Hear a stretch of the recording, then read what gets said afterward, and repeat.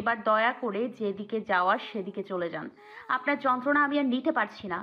কিন্তু এহসান যায় না, উল্টো বসে থাকে, তাকে আদেশ করে। এই প্লেটে যে অবশিষ্ট খাবার রয়েছে তা চুপচাপ খেয়ে নে। মেহনুর অবাক হয়ে ওর দিকে তাকিয়ে বলে। কেন আমি এখন খাবো? কেন আর আপনার এটো খাবো? এহসান হালকা এগিয়ে এসে মেহনুরের কাঁধে নিজের হাত রেখে বলে। আমি জানি মহারানী আপনি সকাল থেকে কিছু খাননি, তাই চুপচাপ খেয়ে নিন। আর স্বামীর এটো খেলে ভালোবাসা বাড়ে, তাই তাড়াতাড়ি খেয়ে নিন, নয়তো আমি আমার মতো চেষ্টা করব। মেহনুর আর কিছু না বলে এক পলক দাঁত চেপে এহসানের পানে তাকিয়ে তারপর আবার সোফায় বসে নিজের মুখে খাবার নিয়ে নেয়। এহসান মেহনুরের পাশে বসে থাকে যতক্ষণ না সে খাবার খায়। মেহনুর খিদে পেয়েছে, কিন্তু কেন জানি কিছু খেতে ইচ্ছে হয় না। মনে অশান্তি থাকলে শান্তিতে খাওয়া যায় না। মেহনুর জানে অনেক কষ্টে কয়েক টুকরো রুটি গিলে তারপরও পানি খেয়ে নেয়। এহসান দেখে এত কম খেলে হবে? তুমি যদি এত কম খাও তাহলে তুমি কি চলবে কি করে? মেহনুর কান পৌঁছে যাচ্ছে এহসানের কথা শুনতে শুনতে, কিন্তু তাও সে কিছু বলে না। জানে যদি কিছু বলে এহসান আবার তেরামি শুরু করবে, তাই চুপচাপ উঠে যায়। মেহনুর উঠে দাঁড়াতেই এহসানও উঠে দাঁড়ায়। মেহনুর যখন চলে যাবে তখনই এহসান তার হাত দিয়ে মেহনুরের বাহু পেছন থেকে ধরে ওকে আটকে নেয়। মেহনুর বিস্ময়ে ঘাড় ঘুরিয়ে তাকায় ওর পানে, তখনই এহসান ওর গালে আলতো হাতে হাত স্পর্শ করে। তারপর নিজের মুখ মেহনুরের দিকে এগিয়ে নিয়ে ওর কপালে নিজের ঠোঁট ছোঁয়ায় গভীরভাবে কয়েকবার। এরপর কপাল থেকে মুখ তুলে মেহিনুরের চোখের দিকে কয়েক মুহূর্ত তাকিয়ে ওর গালে হাত রেখে নিজের বৃদ্ধ আঙ্গুল দিয়ে স্পর্শ করতে করতে বলে। আর আমার বাচ্চা চলবে কি করে? যেমন শান্ত আছো তেমনই থেকো। আমি আসার আগ অবধি কোনো চালাকি করিও না বেগম। যদি এমন কিছু করো তবে বুঝতেই পারছো এর ফল কতটা ভয়ঙ্কর হবে। মেহিনুর কিছু বলে না, শুধু এক দৃষ্টিতে তাকিয়ে থাকে এহসানের দিকে। এই পুরুষের জন্যই আজ তার বাবা চাচারা হাসপাতালে পড়ে আছে, আব্বা আধমরা, অথচ সে এই পাপিষ্ট পুরুষের অধীনে দাঁড়িয়ে আছে। এক অদ্ভুত অনুভূতি তাকে ঘিরে রেখেছে। আজ আর ঘৃণা লাগছে না, তবে ভালোও লাগছে না। সব কিছু যেন গুলিয়ে যাচ্ছে, নিজের মধ্যে নিজেকে খুঁজে পাচ্ছে না। মেহিনুরে এহসানের দিকে অপলকভাবে তাকিয়ে এসব ভাবনায় ডুবে থাকে। এহসান তার নারীর চোখের এই দৃষ্টি আজ আবার দেখতে পায়, যা সে সেদিন ছাদে পেয়েছিল, আজও আবার পেয়ে গেল। ভয়ঙ্কর সুন্দর তার নারীর এই দৃষ্টি। এহসান মেহিনুরের চোখের দিকে তাকিয়ে নেশাগ্রস্ত গলায় বলে। আমার পাপিষ্ঠ অন্তর অব্দি ঝলসে দিয়েছে তোমার এই আঁখি জোড়া। মেহিনুর এহসানের কথায় নিজের ভাবনায় ডুবে থাকে, পরে থতমত খেয়ে বলে। ছাড়, ছাড় না, নিচে যেতে হবে। এহসান মুচকি হেসে মেহিনুরকে ছেড়ে দেয়। তারপর দুজনে হাঁটা ধরে নিচের দিকে। নিচে এসে মেহিনুর কোনো দিক না তাকিয়ে রান্নাঘরে চলে যায়, আর এহসান এনিসা বেগমের থেকে বিদায় নিয়ে জয়নালকে সঙ্গে নিয়ে বেরিয়ে পড়ে। রাত 10টা। মেহিনুর বেলকনিতে রাখা একটি সোফায় বসে আছে ঠান্ডার মধ্যে, তবে তার গায়ে এহসানের একখানা চাদর জড়ানো, যে চাদর মেখে আছে তার পাপিষ্ঠ পুরুষের শরীরের ঘ্রাণ।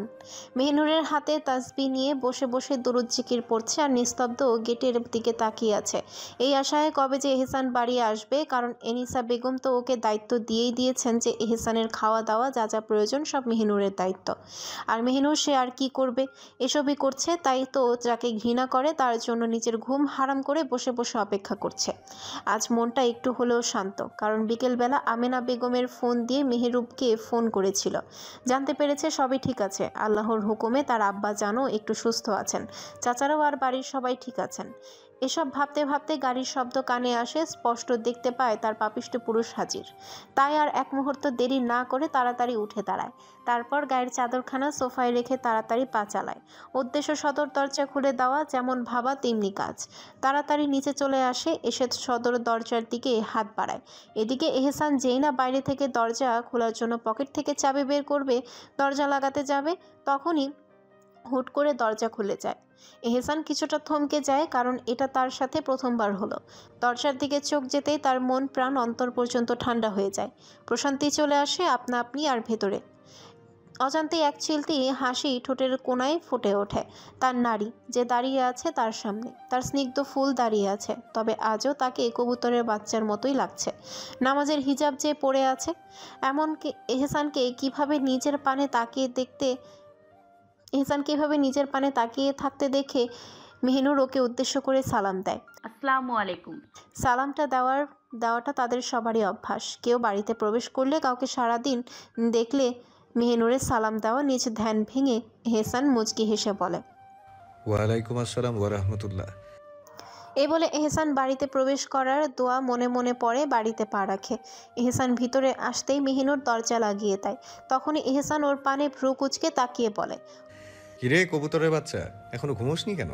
কবুতরের বাচ্চা এমন উক্তি শুনে মেহিনুরের কপাল কুঁচকে আসে, তবে এসব ছেড়ে বলে, আপনাকে খাইয়ে দাইয়ে উদ্ধার না করে কি করে ঘুমাই বলুন তো? জোর করে রেখেছেন তো এনে নিজের সেবা করাতে। এহসান মৃদু হেসে সোফার দিকে এগিয়ে যায় এবং নিজের হাতে থাকা ব্যাগগুলো সোফার উপর রেখে দেয়। অতঃপর মেহিনুরের দিকে এগিয়ে এসে কোনো কিছু না বলেই হুট করে মেহিনুরকে নিজের কোলে তুলে নেয়। হঠাৎ এমন হওয়ায় মেহিনুর চমকে ওঠে, কিছুক্ষণ সময় নেয়, অতঃপর বুঝে কি হলো তার সাথে। বুঝতে পেরেই তেতে উঠে বলে, কি করছেনটা কি? নামান বলছি।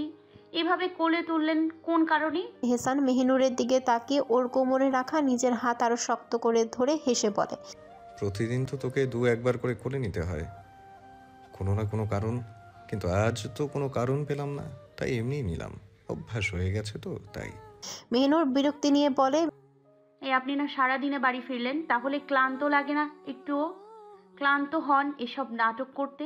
এহসান সিঁড়ি বেয়ে উঠতে উঠতে বলে, সারা দিনের কি, সারা জীবনের ক্লান্তি উড়ে যায় নারী যখন তোমার এই নিষ্পাপ মুখশ্রীর পানে তাকাই আমি। এহসানের এমন কথা শুনে মেহিনুর কিছুক্ষণ চুপ থেকে বলে, হয়েছে, নাটক বন্ধ করুন। এহসান দীর্ঘশ্বাস ফেলে বলে, তোমার কাছে নাটক হতে পারে, তবে আমার কাছে এটাই চিরসত্য। এ বলে এহসান ওর এক হাতে যত্নে কোমরে চেপে নিজের আপন নারীকে সযত্নে ঘরে নামিয়ে দেয়। মেহিনুর এহসানের থেকে ছাড় পেয়ে স্বস্তির নিঃশ্বাস নিতে নিতে নিজে নিজেকে বলে, আল্লাহ মাবুদ। এহসান ওকে বলে, কিছু বললি মেহনুর? ওর পানে তাকিয়ে বলে। দয়া করে গোসল টোসল করে নিচে আসুন, আমি খাবার দিচ্ছি। এহসান দীর্ঘশ্বাস ফেলে বলে, কোনো ভর্তা আছে আজকে খাবারের ভোজনে? মেহিনুর ওর কথাই একটু ভেবে বলে। না, নেই। এহসান ওর দিকে তাকিয়ে বলে, তাহলে যা, আমার জন্য কোনো কিছু দু একটা ভর্তা তৈরি কর, আমার ইচ্ছে হচ্ছে তোর হাতের ভর্তা খেতে। এহসানের এমন আদেশ শুনে মেহিনুর বলে, শুকরিয়া আদায় করুন। আপনার মতো পাপিষ্ঠ পুরুষের জন্য আমি নিজের ঘুম হারাম করে আপনার খাবার আপনাকে খাইয়ে দিচ্ছি, আর এখন নাকি আপনায় আমি ভর্তা বানিয়ে দিব? পারবো না আমি এসব ফালতু কাজ এই মাঝরাতে। এহসান মেহিনুরের কথা শুনে ধমক দিয়ে বলে, বেয়াদ্দুব নারী, তুই আর আদবে এলি না? এখন যদি আমি ভর্তা দিয়ে ভাত না খেতে পারি তো সোজা তোকে কাঁচা চিবিয়ে খেয়ে শুকরিয়া আদায় করব। যা গিয়ে ভর্তা তৈরি কর। এই বলে এহসান কাপড় রাখার কক্ষে প্রবেশ করে, উদ্দেশ্য লুঙ্গি নিয়ে আসা। মেহিনুর আর কি করবে, সেই বেহায়া বিলাইয়ের মতো তর্ক করেও জিততে না পেরে নিচে রান্নাঘরে চলে আসে। অতঃপর নিজ পাপিষ্ট পুরুষের জন্য ভর্তা তৈরি করতে থাকে। একটা ডিম সেদ্ধ করে নেয় আর কতগুলো শুকনো মরিচ ভেজে নেয়। গরুর মাংসের তরকারির পাত্র থেকে কয়েক টুকরো মাংস নিয়ে নেয়। তারপর পেঁয়াজ টেয়াজ সব কিছু দিয়ে ভর্তা, ডিম ভর্তা, মাংস ভর্তা আর শুকনো মরিচ ভর্তা তৈরি করে নেয়। একটা লেবু কেটে নেয়, একটা প্লেটে পরিমাণ মতো ভাত বেড়ে নেয় আর ভর্তাগুলো বাটিতে নিয়ে টেবিলে রেখে আসে। টেবিলের উপর যখন পানির জগ থেকে গ্লাসে পানি রাখছিল তখনই মেহিনুর লক্ষ্য করে এহসান সিঁড়ি বেয়ে নেমে আসছে। ফোন ঘাঁটতে ঘাঁটতে, যার এলোমেলো ভেজা চুল আর পরনে কালো একটা টি শার্ট আর সাদা লুঙ্গি। সাথে সাথে নিজের চোখ নামিয়ে নেয়, নয়তো এ চোখ বারবারই এই পাপিষ্ট পুরুষের দিকে যাবে। কি এক নির্লজ্জ চোখ তার, ছি ছি। এসব মনে মনে আওড়াচ্ছে মেহিনুর। তখনই এহসান ওর পাশে এসে দাঁড়ায়। সাথে সাথে ওর শরীরের ঘ্রাণ মেহিনুরকে টানে, কানে এসে লাগে। মেহিনুর নিজেকে স্থির করার জন্য এক লম্বা ঘন শ্বাস নেয়, কিন্তু এহসানের কাজই তো ওকে যন্ত্রণা দেওয়া। তাই ওর একদম নিকটে পিছনে এসে দাঁড়ায়, যার ফলে মেহিনুরের অস্বস্তি 3 গুণ বেড়ে যায়। এহসানের ভেজা শরীরে ঘ্রাণ তাকে মাতোয়ারা করে তুলছে। এহসান কিছু সময় চুপ থেকে আলতো গলায় বলে, মানতে হবে কবুতরের বাচ্চা, তুই যতই বেয়াদ্দুব হোস না কেন, কিন্তু কাজেরও কিন্তু বটে। মেহিনুর নিজেকে সামলিয়ে হালকা ঘাড় ঘুরিয়ে এহসানের পানে তাকিয়ে বলে, দয়া করে মায়া করে খাবারটা খেয়ে নিন। এহসান মেহিনুরের কথায় দীর্ঘশ্বাস ফেলে চেয়ার টেনে বসতে বসতে বলে, এবার মহারানী, আপনি আমায় দয়া করে একটু মায়ার সহিত খাবারগুলো আমার মুখে তুলে দিন। মেহিনুর জানতো এই অসভ্য পুরুষ এমন কিছুই বলবে, তাই দাঁত চেপে ভাতের প্লেট হাতে তুলে নেয় আর মাংসের ভর্তা প্লেটে নিয়ে মাখাতে মাখাতে দাঁত চেপে ফিসফিসিয়ে বলে, মন তো চাচ্ছে বিষ মিশিয়ে মেরে দিতে খাবারের সাথে। এহসান ওর এমন কথা শুনে মৃদু হেসে বলে, মেরে তো ফেলেছিস নিজের মায়ায় জড়িয়ে অনেক আগেই, এখন আর কি নতুন করে মারবি? মেহনুর দাঁতে চেপে এহসানের মুখ খাবার তুলে দিতে দিতে বলে, হ্যাঁ, আমি তো আপনায় বলেছিলাম যে বাবা আসুন, এসে আমার মায়ায় পড়ে মরে যান, যত সব নাটক। এহসান খাবার চিবোতে চিবোতে বলে, ইয়া রাব্বে কারিম, আমি চেয়েছিলাম একজন মুত্তাকি বেগম, আর আপনি আমার কপালে জুটাইলেন এক আস্ত বেয়াদব। মেহিনুর রাগী গলায় বলে, আমার বর বলেছেন যাও গিয়ে ওকে বিয়ে কর। আপনি নিজেই তো কীর্তি করে আমায় নিজের কপালে জুটিয়েছেন। এহসান নিজের মুখ খাবার নিতে নিতে বলে, আমার রব চেয়েছেন বলেই আমি শান্তকে নিজের করে পেয়েছি। তারপর ফের মেহিনুরের দিকে ভালো করে তাকিয়ে বলে, এই তোকে না করেছিলাম খয়েরি রঙের কিছু না পড়তে, তাহলে আজও কেন পড়েছিস?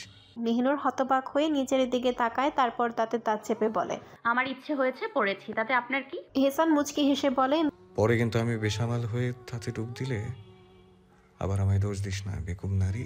মেহিনুর এহসানের মুখ খাবার তুলে দিতে দিতে পাপিষ্ঠ পুরুষ তো পাপিষ্ঠ জাবানি হবে। এহসান ফোনের দিকে তাকিয়ে বলে, আমি পাপিষ্ঠ হলে কি হবে? তুই তো আছিস এই পাপিষ্ঠ পুরুষের এক পবিত্র অস্তিত্ব। মেহিনুর দীর্ঘশ্বাস ফেলে বলে, নাটকের কথা বন্ধ করুন আর পানিটা খেয়ে নিন। এ বলে মেহিনুর প্লেটটা নিয়ে রান্নাঘরে চলে যায়। এহসান পানি খেয়ে টেবিলে রাখা বাটিগুলো হাতে তুলে নিয়ে রান্নাঘরে চলে যায় এবং বেসিনে এগুলো রেখে মেহিনুরকে বলে, রান্নাটা ভালো হয়েছে, তাই এর জন্য একটু সাহায্য করলাম। আবার ভাবিস না বউয়ের চামচে হয়ে গেছে। মেহিনুর বাটিগুলো ধুতে ধুতে বলে, আপনাকে এসব বলার না আছে আমার কোনো আগ্রহ আর না আছে রুচি। এহসান ওর দিকে এগিয়ে এসে ওর নামাজের হিজাবে নিজের মুখ মুছে নিতে থাকে। মেহিনুর এটা দেখে বড় গলায় বলে, কি করছেনটা কি? এটা দিয়ে আমি নামাজ পড়ি? এহসান মুখ মোছা শেষ করে কোনো উত্তর না দিয়ে যেতে যেতে বলে, আমার মুখ নাপাক নয়, তাই মুছলে সমস্যা হবে না। মেহিনুর দীর্ঘশ্বাস ফেলে সবকিছু এক মনে গুছোতে থাকে।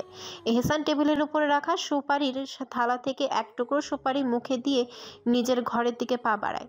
মেহিনুর কাজ শেষ করে সোফায় রাখা এহসানের ব্যাগ হাতে তুলে নিয়ে ঘরে চলে আসে। এসে দেখে এহসান সামনের কক্ষের সোফায় শুয়ে বই পড়ছে। লুঙ্গি পরা, তাই এহসানের পায়ের দিক টাকনু উপরের কিছুটা অংশ দেখা যাচ্ছে। মেহিনুরের চোখ আটকে যায় এহসানের ফর্সা লোমযুক্ত পায়, তবে সাথে সাথে নিজের চোখ নামিয়ে নেয় আর পরে লজ্জায় নিজেকে গালি দিতে দিতে হাতের ব্যাগগুলো অন্য সোফায় রেখে বাথরুমে চলে যায়। হাত মুখ ধুয়ে অজু করে বেরিয়ে আসে। এহসান মেহিনুরের অজু পড়ারই অপেক্ষায় বসেছিল।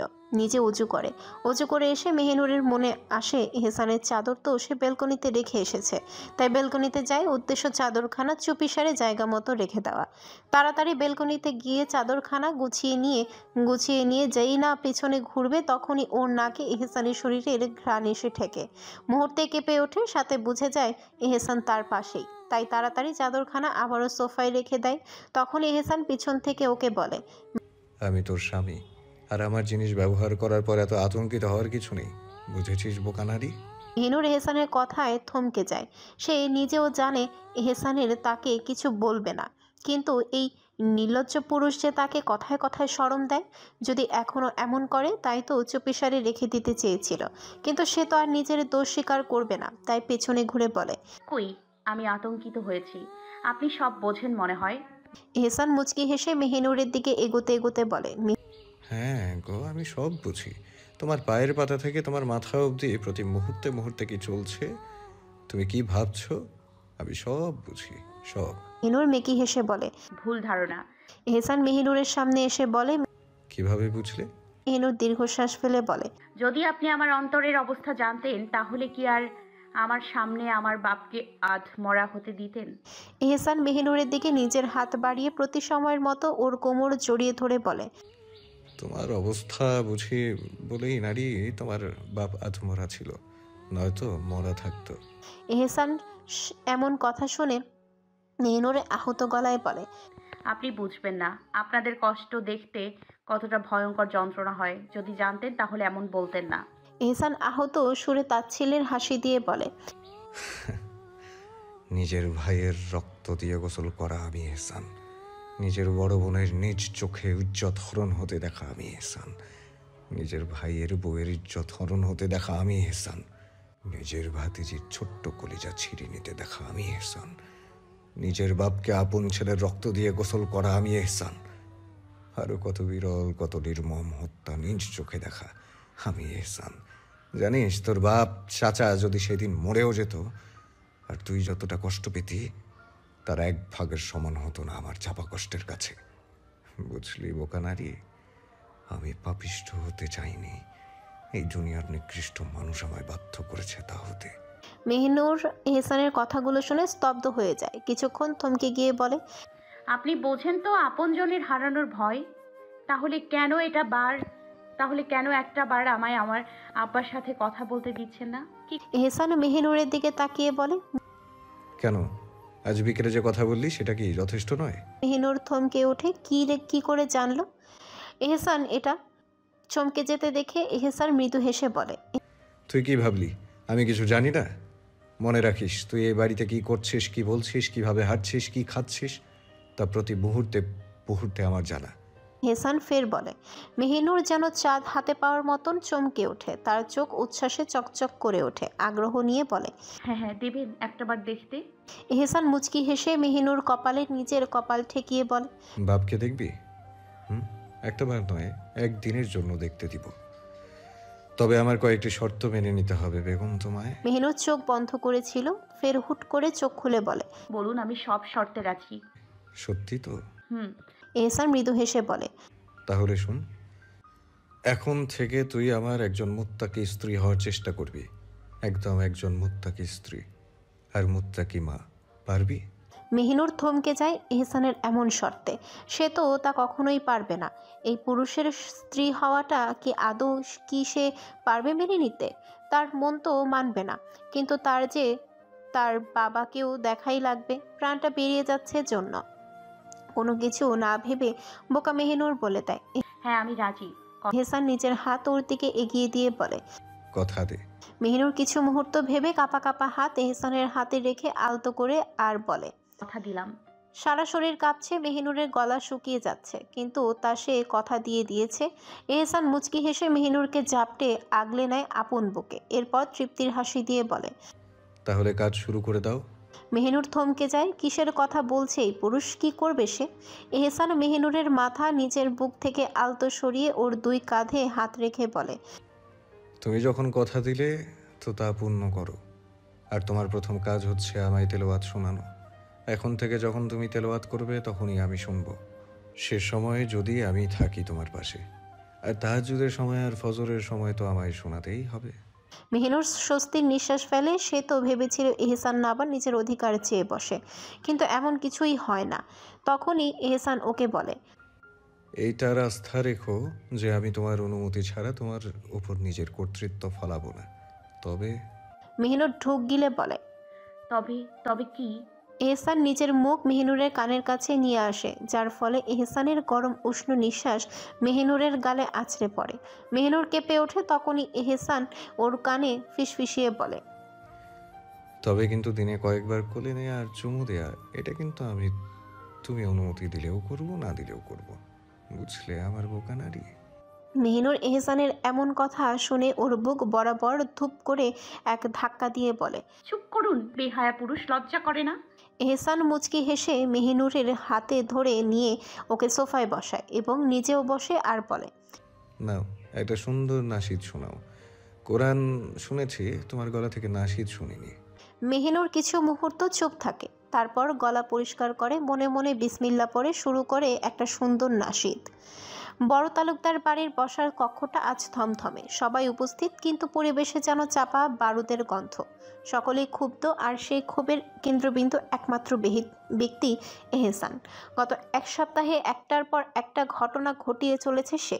4টে খুন, যদিও প্রতিটি কারণ সিদ্ধ, তবু এভাবে খুন করে কি রাজনীতি টিকে থাকে? নির্বাচন এসে গেছে, এখন সামান্য ভুলও ভয়ানক বিপদ ডেকে আনতে পারে।